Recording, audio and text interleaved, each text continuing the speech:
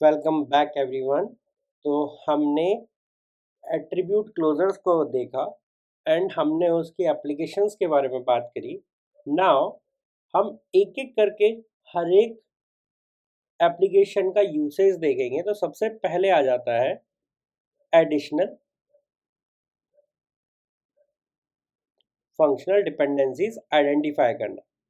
Okay, now कैसे identify करते हैं? लेट्स से मेरे पास में एक फंक्शनल डिपेंडेंसी गिवन है F2A। अगर ये पॉसिबल है if and only if x closure of x बेसिकली, सो x क्लोजर जो है वो कंटेन करेगा a को। ठीक है, वो कंटेन करेगा a को, तो यहाँ पे यस कंटेन किया हुआ है।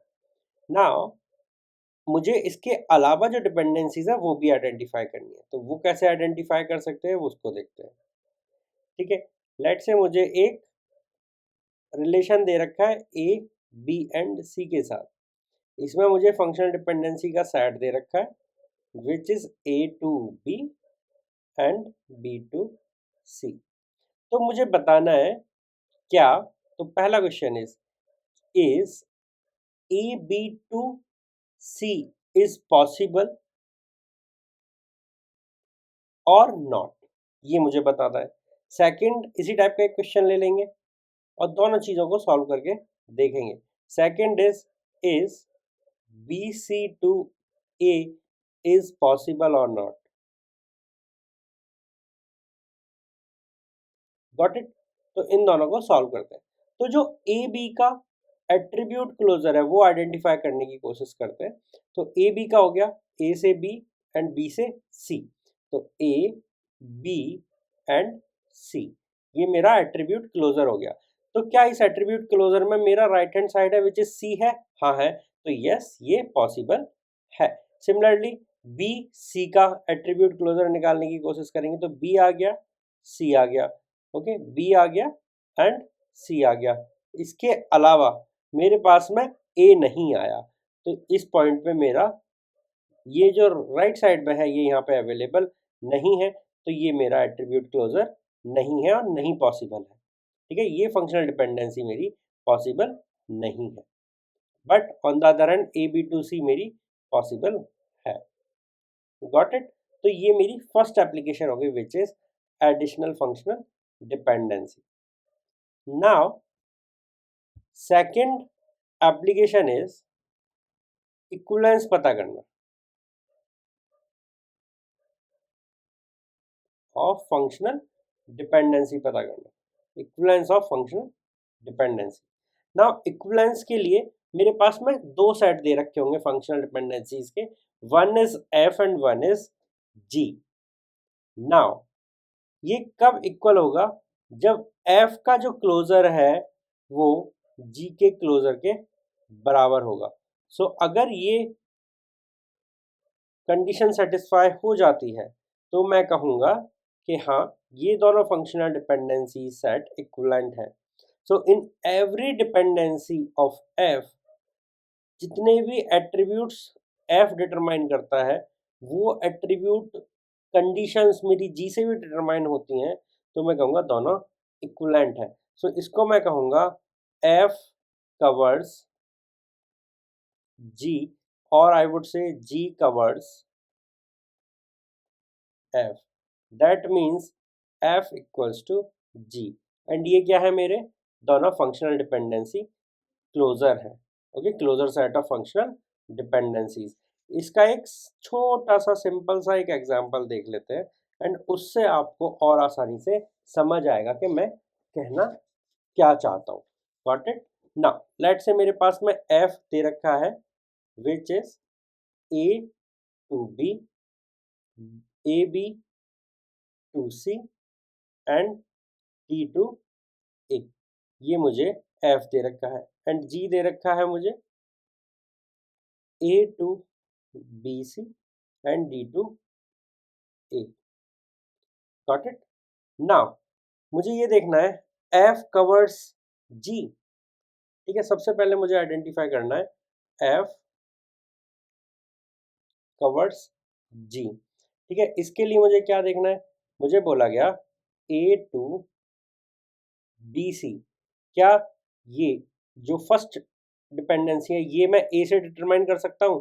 तो उसको डिटरमाइन करने की कोशिश करते हैं। तो यहाँ पे जो ए का एट्रीब्यूट है वो क्या है? ए, बी एंड सी है, इसके वर्ल्ड में केवल, ठीक है? ओके ठीक है, हाँ है। तो क्या यही एफ को यूज करके होगा? तो A closure using F, using F is, देखो ए से ए पता पड़ गया, फिर उससे मैंने बी आइडेंटिफाई कर लिया, जब मुझे ए भी है बी भी है तो उससे मैं सी आइडेंटिफाई कर लूंगा। तो हाँ, दोनों क्लोजर इक्विवेलेंट है, तो पहली कंडीशन तो मेरी सेटिस्फाई हो गई। Then second is D to A वाला। तो देखो डी टू ए, तो डी का जो क्लोजर है, डी का जो क्लोजर है that is D, A, B and C, ये मेरा है जी में। किसमें है? जी में। इसी को मैं कोशिश करूंगा D closure in F identify करने का। तो देखो एफ से डी तो है, डी से ए मिल गया, डी तो है, डी से ए मिल गया, ए मिलते ही बी मिल गया, बी मिलते ही ए और बी मिलते ही मुझे सी मिल गया, तो बी मिल गया और सी मिल गया। तो हाँ देखो ये भी मेरा मैच कर रहा है, तो ये भी है। तो देखो एफ तो जी को कवर करता है। नाउ वी विल सी कि क्या जी एफ को कवर करता है?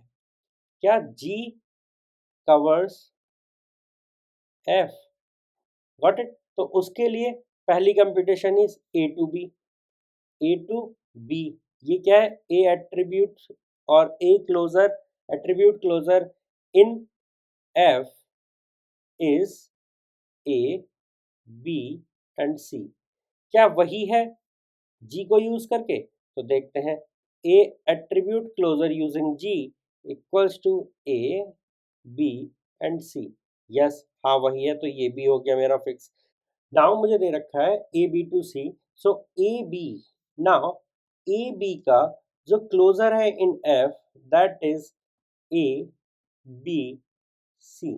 नाउ क्या यही क्लोजर मेरा जी में है? तो ए बी का closure in G is equal to A, B and C. तो हाँ जी, सेकेंड वाली भी मेरी कंडीशन सेटिस्फाई हो गई।